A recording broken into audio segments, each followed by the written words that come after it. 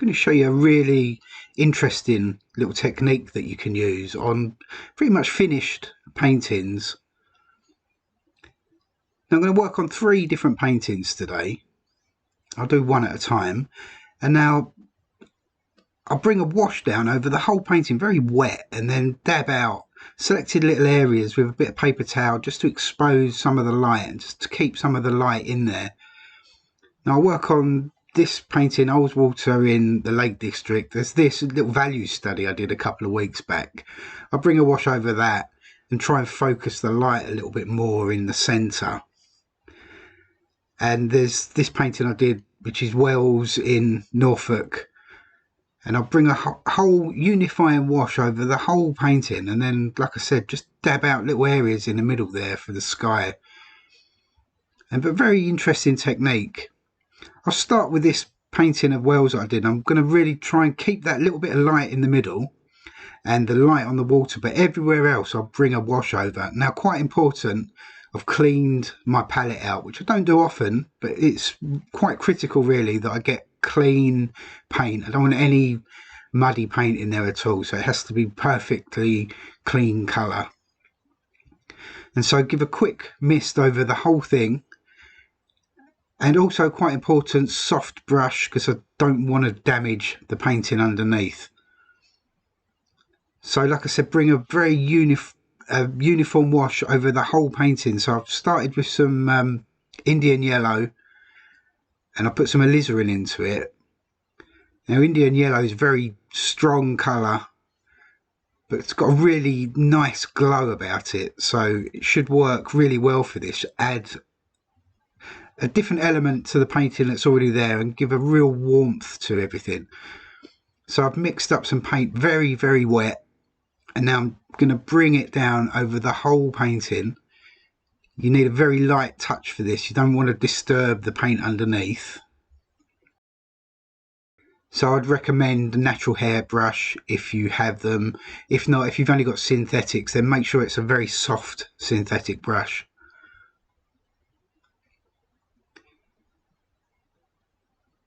And it can be a little bit make or break doing this technique. You've got to be careful. If you're going to practice this, then I would suggest practice on something that you're not overly happy with, and you never know, it might actually bring it to life.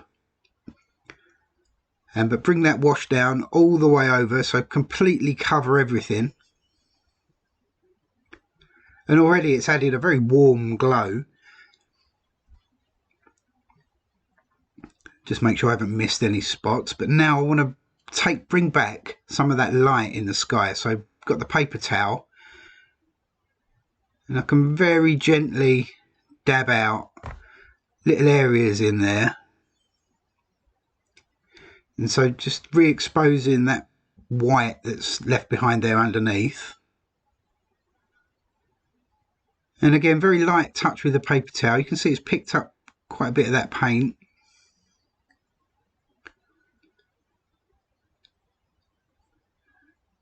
And so very gently lifting out.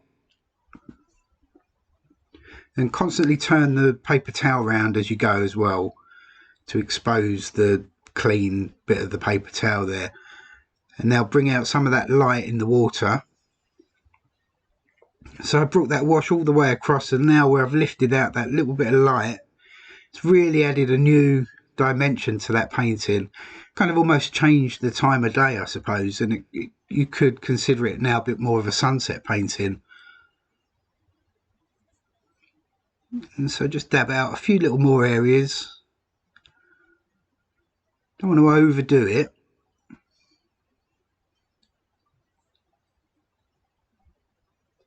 And so there you go. I'll dry that.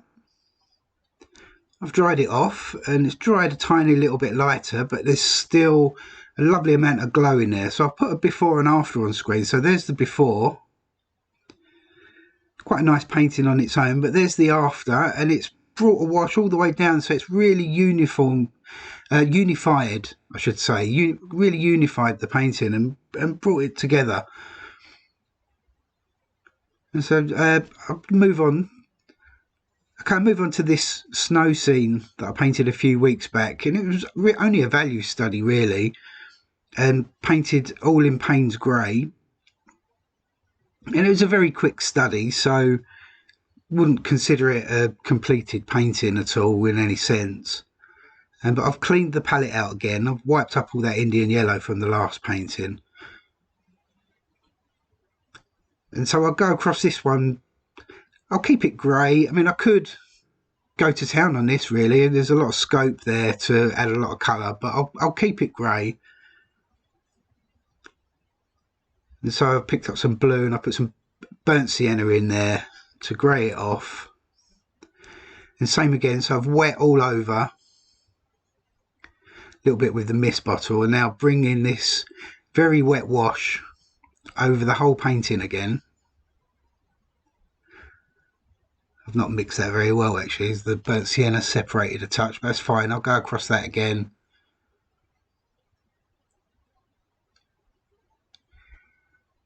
And so really I've darkened the sky. So a little bit more blue in there, a little bit more burnt sienna. And so you can vary the wash as you go as well. It doesn't always have to be the same colour all over. You can mix it up. And so now bring that down over that distant hill, and again bring it down across the whole painting, so all the way over the tree, all the way over the bushes.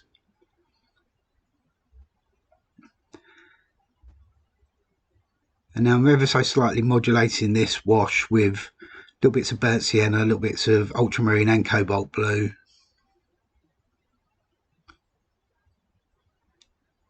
And now I'll bring a wash over the snow as well, and just make sure I haven't missed any little areas. Don't want any glaring little hard edges in there at all. So now I've grabbed some cobalt blue, a little bit of ultramarine, and I'll drop some alizarin in. That's a little way too much, so touch that with a bit more cobalt blue. And again, tons of water, and bring that down all the way across the snow as well.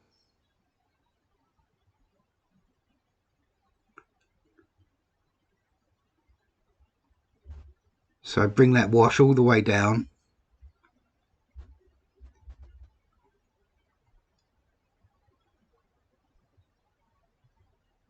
And so I've covered the whole painting. Again, make sure I've not missed any little areas. And now, same as before, pick up some paper towel. Got a clean piece of paper towel, and I can now lift out some areas now, start in the foreground this time. With it being a snow scene, this is the lightest area, and I like that little bit of light on that tree, so I'll dab that out and expose that.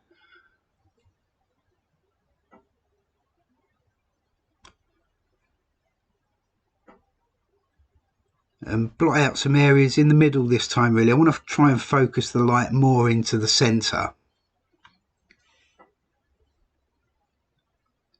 So it's kind of almost created a little bit of a vignette type effect, very subtle. And now the effect's far more subtle on this painting than on the last one. But it still does add a different element.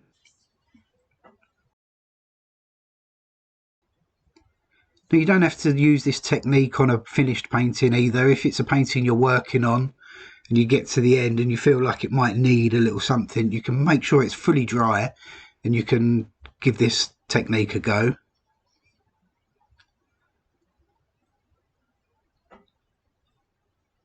Okay, I'm just looking. I think I've blotted out pretty much enough, so I'll leave it at that and I'll dry that off. Okay, you see it's definitely added more atmosphere to the painting, so I'll put a before and after on the screen again. So there's the before. It's quite flat. It was only a study, but there you go. I've added the wash over the top, and it's given definitely more atmosphere to the painting and focused the light more into the centre. Okay, I'll move on. I think I'll work on that boat scene. Okay, I've got this painting I did a few weeks back. It's Ullswater in the Lake District. It's a finished painting. I'm reasonably happy with it, but I will add some more atmosphere, and I'll use a couple of colours this time. So I've cleaned the palette out again.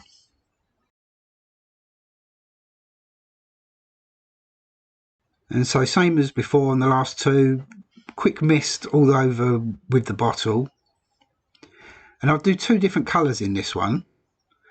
So I'll bring a wash over for the sky, and then I'll add a different wash for the water area. So I've gone back into that Indian yellow and alizarin. And I'll put a tiny little touch of raw sienna in this time. And so get that very wet, plenty of water in there.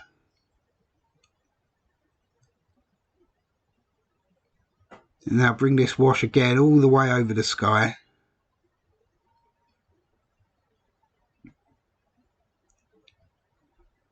Very, very light touch with the brush. Like I said before, don't want to risk disturbing the paint underneath. So bring that wash all the way down, all the way across the distant hills and across those middle ground hills there.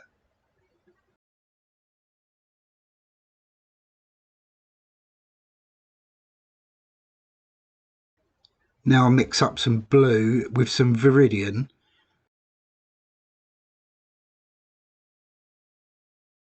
So kind of getting towards a turquoise type colour.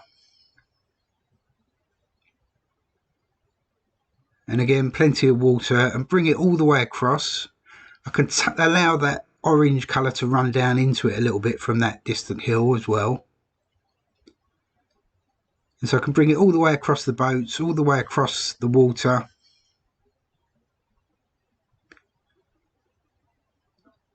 And now pick the paper towel up again.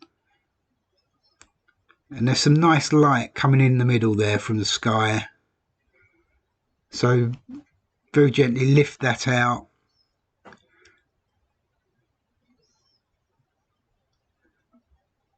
And then lift out across the distance. And then through the water. Now I want quite a subtle light effect. Very nice sort of evening glow coming across the water there.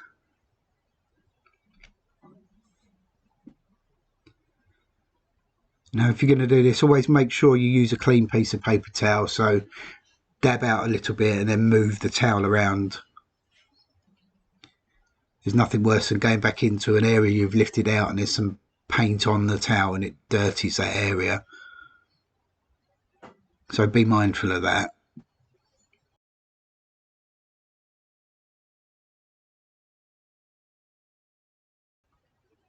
And it's quite a subtle effect, but really quite a useful technique.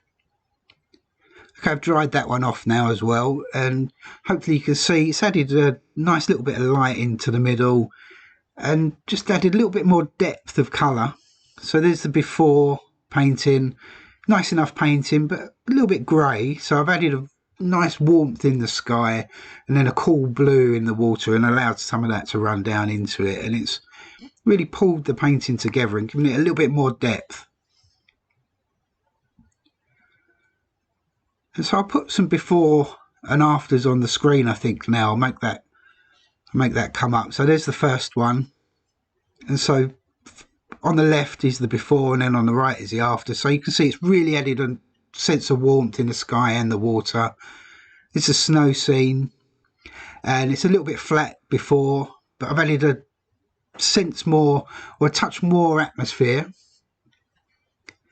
And there's the Lake District scene, definitely more colour in the water area and a nice warm glow in the sky, and it just pulls the whole thing together and adds a little bit more atmosphere. And so there's all three finished paintings. And do give this a go. Like I said, if you're going to try it, do practice on something that you're not overly happy with. You don't want to go and ruin a painting, but do give it a go. Let me know how you get on. Let me know if you've got any questions in the comments. I hope you like that. I hope you got something from that anyway. And it's a really nice way of, if you've got a painting and it looks like it needs something, it's a really nice way of adding a sense of atmosphere. So anyway, thanks for watching everyone, and I'll see you in the next video. Cheers then.